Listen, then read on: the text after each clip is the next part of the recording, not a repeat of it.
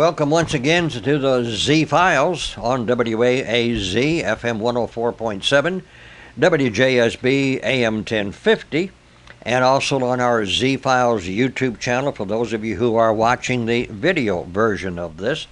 We're going to be talking about one of my favorite events that happens here in North Okaloosa County every year in February, right about the time it's time to go out and do some dove hunting. And quail hunting, rather, really. It's really the quail hunting that's the big thing. You get a chance to participate in that, go to a great dinner, and hear an interesting speaker. And it's the speaker who is sitting here to my left, Sergeant Bobby Dove of the, are you still active, or are you now out of the, you were in 7 Special Forces, right? Yes, I was. I medically retired in July of 2014. Okay. Let's find out why you're going to be here and what you're going to have in a message to the folks who are going to be attending this dinner. Usually around 500 people show up. And I got to warn you right now, they get loud and noisy because they get to have a lot of good wild game dinner. I mean, there'll be quail, there'll be wild hog, there'll be fish, and there'll be oysters to enjoy during the first part of it and other refreshments. So it's usually a great dinner. If you know someone who's been, they'll tell you you ought to be there. And I'm going to tell you now and tell you again near the end of this how you can order tickets or get them right now as long as you do it before 6 o'clock on February the 17th, because that's about the time the crowd's going to begin to start showing up pretty good out at Gum Creek Lodge, out off of Buckward Road on the west side of Okaloosa County. But Bill Barnhill is a person that's in the north end of the county most all the time, and his phone number 850-803-2367, and Bill will make sure that you get tickets to attend this dinner. Now let's find out about Sergeant Dove if we can. First of all, tell us where you grew up, went to school, and how you wound up in the Army. So I was born in Maryland, where I lived till I was 7, and then my 2 sisters, my mother and I, moved to Gloucester, Virginia, on the coast of Virginia on the Chesapeake Bay. And I went through all elementary, middle, and high school there. I attended a couple different community colleges in the western part of Virginia before I joined the Army in 2008. I went through about 3 years of training before I became a Green Beret, and then I was stationed here at Eglin with 7th Special Forces Group in 2011. Okay, so you're part of the fairly new folks with this new military base, a group that we've added to our base. Yeah, I believe everybody started moving down in 2010, okay. If I have that correct. So did you do any time at Fort Bragg? I only did training at Bragg. Once I got assigned to group, the move had just happened. Okay. So then I just got assigned straight here to 7th Group, but I did train for about 2.5 years at Fort Bragg in the Special Forces qualification course. Now, did you go through the Ranger process and the Ranger camp that's here where you get to do that wonderful training out there on the river? No, unfortunately I didn't get the opportunity to do Ranger School. We do some sort of similar stuff like that at Fort Bragg, but no, I did not get to do Ranger School. Okay. So I've jumped at the Ranger camp, but I have not got to go through their great training they have over there.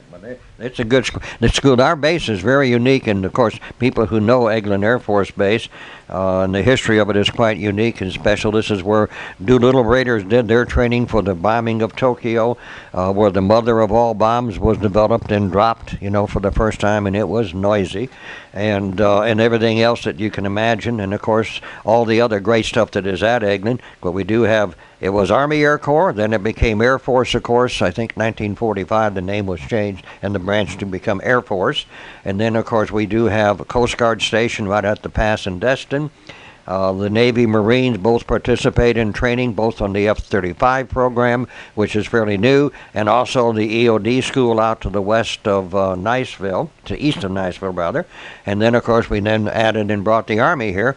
And I guess, counting family and dependents, we're somewhere around 10,000 folks that are going to be called, we're going to call Army folks here in this area now. Yeah, I'd probably say pretty close to that, including everybody. That's, I would say, a really accurate estimate. Okay. And so how do you compare your time at Fort Bragg to your time here at the 7th Special Forces headquarters? Well, my time at Bragg was all training. So the biggest difference was I went from someone who basically isn't allowed to really make decisions to having a lot of responsibility once I got assigned to a team here. So I was here for a short period of time until we deployed to Afghanistan in January of 2012. And I was injured that summer in June of 2012 while driving a dirt bike on a patrol. I lost my right leg above the knee and my right hand below the elbow. Okay. So after that, I went through about 7 months of rehab at Walter Reed in Bethesda, Maryland. And then I came back to duty here on Eglin. And I got to participate on portion of a non-combat deployment with my team before coming off my team and doing some other things before I medically retired. And so actually you were doing that while you were wearing your prosthetics in your arm and your leg. Yes, that's true. Yep. So that's pretty unique now that the guy you can go back into the service and do that. So talk about that experience. I mean, of course, I'm sure that, and we think today as we're sitting here talking, you have absolutely no memories of World War II, probably the Korean War, or I'm going to bet even the Vietnam War, hardly, do you? No, those were all quite a while before my time. Right. So I mean, back then, and of course in the wars before the American Revolutionary War, when all the soldiers would line up in the field and all shoot at each other, now it is not that kind of a combat situation, but still we don't see thank goodness, the body bags we had on television almost every night on the Vietnam War era. But I'm sure you've seen films and news, people tell stories. But what happens over mostly Afghanistan. Now I know that one of the things we were told when 7 Special Forces moved here, that this particular unit, when they were not going over to the east area, that they did a lot of missions in South America, Central America, that these are the folks who went and got Mr. Noriega way back when in the history of this group, when they were still based, of course, in Fort Bragg. Yes, that's true. How much of that history did they teach you as you were going through training? We actually get to learn a lot of the history. A lot of it's learned secondary, just through word of mouth. But then I did get to go through a course that taught some SF history that was a little more detail than some people are exposed to, I think. But the history is obviously a big thing. Once you get to group, you learn, history of the guys on the team before you and before them. So you're always learning something that someone's learned through experience, not just through some random teaching. So it's all been proven in different types of conflict before. And as you mentioned, in Afghanistan today, it's what we call unconventional warfare, and certainly not how a lot of war is thought out. When you see it on movies, especially of like World War II and those kind of things. So units like ours are a huge portion of really setting up long-term goals of what are going on in those parts of the world.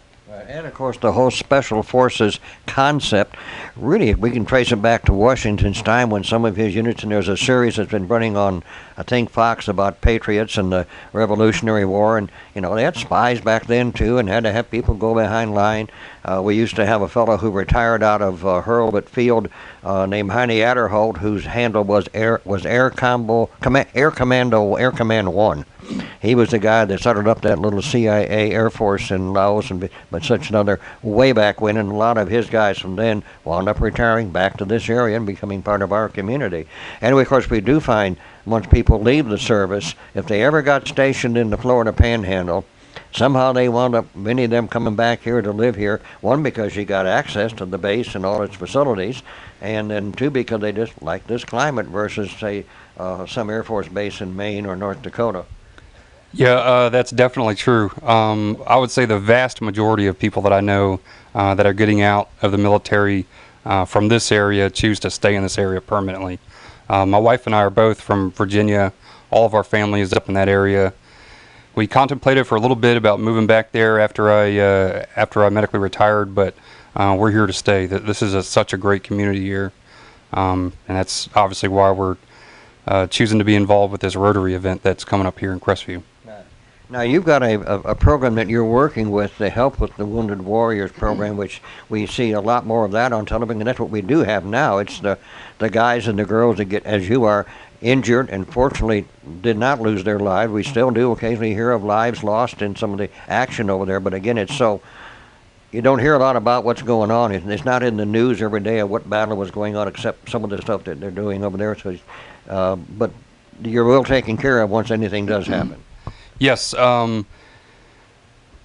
When you're still in active duty, you get really good physical care in terms of like prosthetics and surgeries and all that. But there's a lot of emotional and psychological support that's really lacking. And many benevolent organizations really fill that gap and do a great job.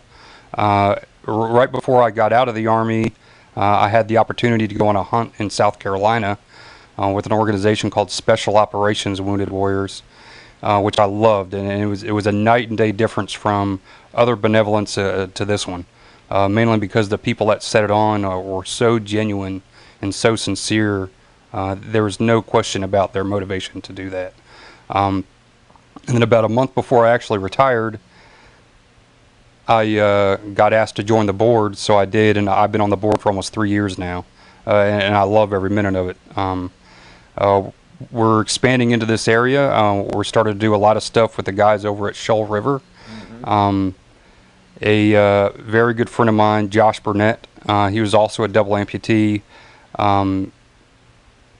Him and I decided to go over to Shoal River one day, which was right across from his house, and we ran into this guy, Toby Baker, over there. And I mean, it was like we were instant best friends with this guy, and that whole group of guys over there are great. But Toby has really gone above and beyond to help us out. Now, when you say Shoal River, you're referring to what on Shoal River? The Shoal River Ranch. Okay, yeah. okay, out that way. Okay. So, yep. You know, we go out there and we do some hunting. Last year we did a big turkey hunt, and we're planning to do another big turkey hunt this year. That's actually going to be April 5th to 9th, and it's going to go great, I think. We're getting a lot of support. People are really seeing, you know, what we're really doing. So it's going really good. Okay. Well, of course, so we have both Air Force and we have the Army Special Forces units. We've got the Air Force Special Operations Command down at Hurlbut Field.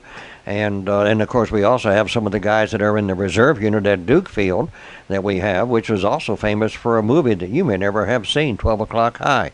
Dig through Turner Classic Movies, folks, and see if you can find that, because it was filmed right at Duke and places right here around Crestview. And when Gregory Peck was in it, came here, he was here, and they showed it in 2 of the theaters for the premiere in little old Crestview, Florida. And Crestview was little old Crestview way back then.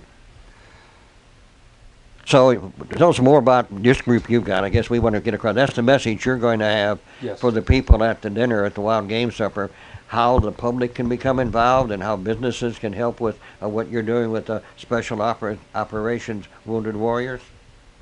Yes, so you know, there are numerous organizations out there that do a lot of great stuff. But a couple things that are very unique about us is we do a joint effort. So we actually support special operations veterans from all branches: Army, Navy, Marines, Air Force.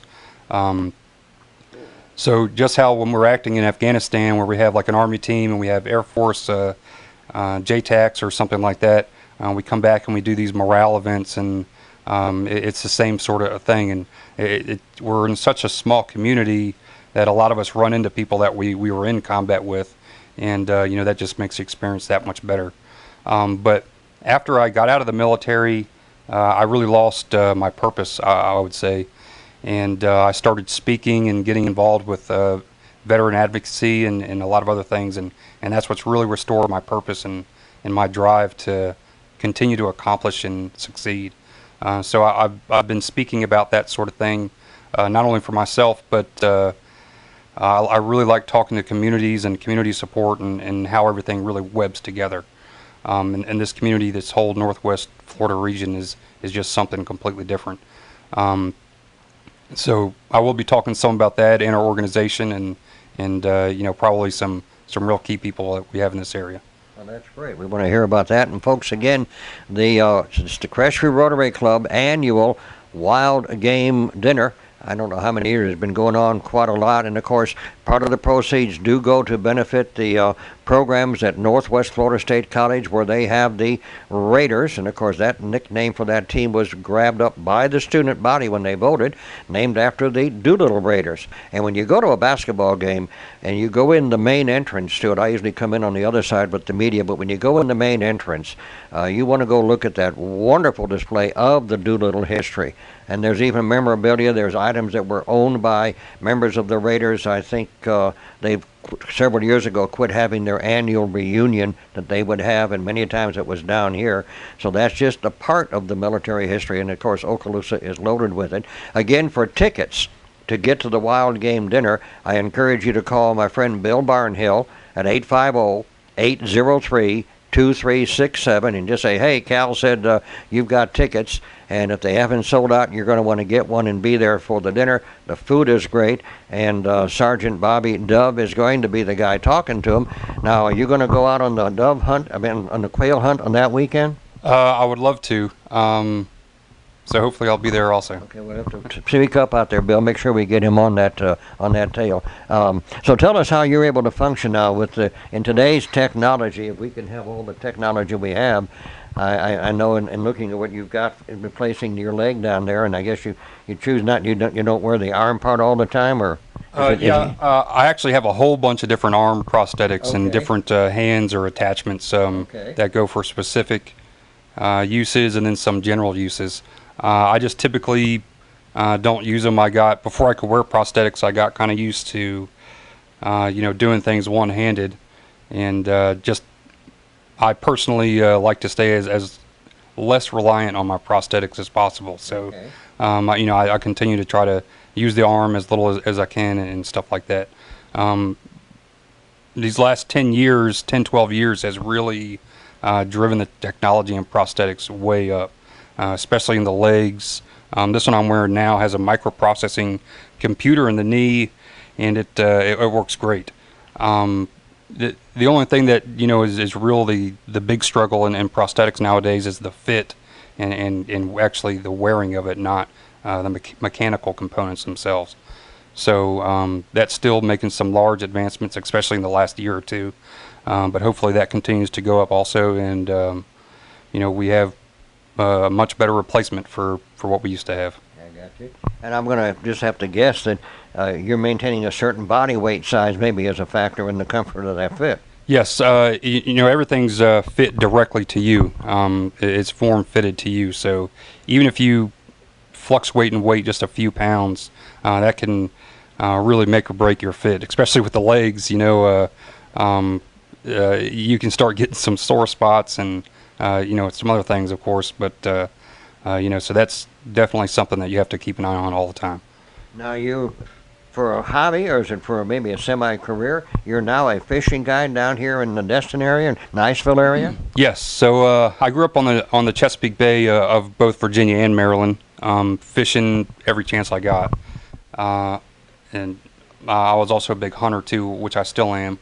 But after my injury a couple years ago, me and a former teammate of mine actually decided to start a fishing guide service together, and he unfortunately had a really great opportunity that he couldn't pass up. So it's just me running it now, but so I run what's called Hooligan Charters down near Destin, Florida. I fish in both the bay and state Gulf water, and I just love being on the water. I love talking to people. I love seeing people light up when they're catching a good one. We have such a beautiful area here. It's just always, every day is different, and every day is so special in its own way. Oh, yeah. Because of the topography of our part of the Gulf, it doesn't take long to get to some nice deep water and beautiful water at the same time. So you do have snapper water and grouper water within the state boundaries, so to speak. I've got a friend that works and manages the maintenance for one of the big complexes right down there just as you turn to go down onto the Destin Island. And so he's got his little, I would call them his little paddle, not a kayak. I guess it is a kayak, but outriggers on it. Mm-hmm. He can pull that thing out there, and he can be out within eyesight of his workplace and be catching nice fish. Yeah, I catch a lot of great snapper. I think red snapper and kingfish are probably my two strong points, and people think, for that bottom fishing, you got to go way far out, but I fish almost all the time. You're in the easy side of the beach, and we catch a lot of great fish. So you don't got to get beat up or making long runs. We spend way more time fishing than just toting around. That obviously makes the experience that much better. When do the Kings start running this spring? So they'll probably start about the same time the cobia do, so maybe early April, late March. The spring run is pretty decent, but I really prefer the fall run myself. I think, but they're both really good here. I lived in the St. Petersburg area back in the 90s, and we had the Old Salt Fishing Club, Offshore Loop Development, Suncoast Anglers Loop Tournament. One of the guys from up here actually brought the idea to down there that they could go fish the loop if they didn't mind spending a whole day going offshore to get to it, and then taking a motherboat with all the extra fuel and ice and the like, and then everybody would go out on Friday, fish on Saturday, and get back in by Sunday to weigh in what they had caught, till eventually we changed it to a videotape and release kind of a tournament for the big ones, for the big billfish. So now, is Hooligan Charters your name of your business? People should look for that on the internet? Yes, Hooligan, that was our old team name. Me and the Cliff, the guy that we started it together, HOOLIGAN Charters. I have a website, hooligancharters.com, and then I also have a Facebook page, Hooligan Charters. So if you ever want to spend some time on the water, look me up. I'd love to do it. You got a phone number they can call? Yes, I just use my cell phone. It's 804-854-9275.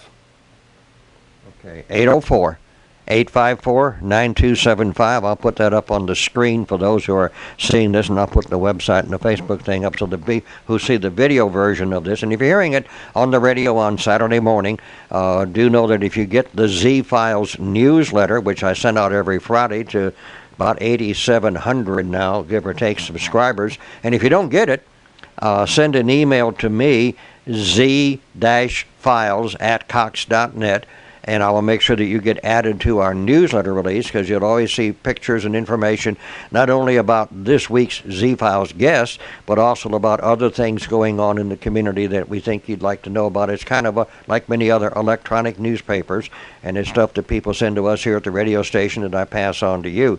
But again, that phone number, if you want to call up Sergeant Dove and say, hey, I want to go fishing with you, 804-854-9275. So then with your situation, do you fish and cast left-handed or right-handed now? It actually, or both? I can do both a little bit, but I fish a lot of spinning gear, and I'll actually hold the rod with my prosthetic arm, and then reel and all with the hand I still have. Okay. So unless I'm fishing like a big conventional reel, like a trolling reel or something, I can reel that with my my prosthetic. But if I'm doing any kind of continuous casting, I'll hold that rod with my prosthetic arm. And so right now we're here at the beginning of February. What's happening out there on Chalknahatchee Bay that a fisherman would want to go out for? Because we got a day like today, we're in the 70s. It'd be a gorgeous day to be out on the water. There's some pretty good reds in the bay right now, but personally this time of year I love nearshore Gulf flounder fishing. And you can get 10 per person, and you can just load up on them. They're way fun to catch, really easy. And like a day-to-day, I mean, there's nothing better than sitting out there on the Gulf and side of the beach and catching flounder all day. So. Yeah. And it beats wading through the little wet stuff with a stick trying to get them that way, because sometimes that critter down there is not a flounder, and you don't want to, particularly if you're down in South Louisiana, you don't want to get one of those guys with that barb on his tail. Yeah, you definitely don't want to do that. Well, Sergeant Dove, we appreciate you being with us, and congratulations on what you're accomplishing. And I know that you'll have a message for the people who will come to the Wild Game Dinner on Friday night, February the 17th at Gum Creek Lodge. And again, if you want to get tickets for that dinner, give Bill Barnhill a jingle at 850-803-2367, and you'll get a chance to meet Sergeant Dove in person. And if you want to go fishing, look up his website, hooligancharters.com, or Facebook, Hooligan Charters, or give him a call on his phone at 804-854-9275. I know he'd love to do that, and I gather you would not mind going on a quail hunt this year either if you could. No, I certainly would not mind that at all. Okay, well, we'll see what we can get that hooked up for you. Sergeant, thank you, my friend. Appreciate you being with us. And folks, that's the Z-Files for this week. Hope you've enjoyed it. We'll be back with an interesting guest every Saturday morning and something you might like to know about.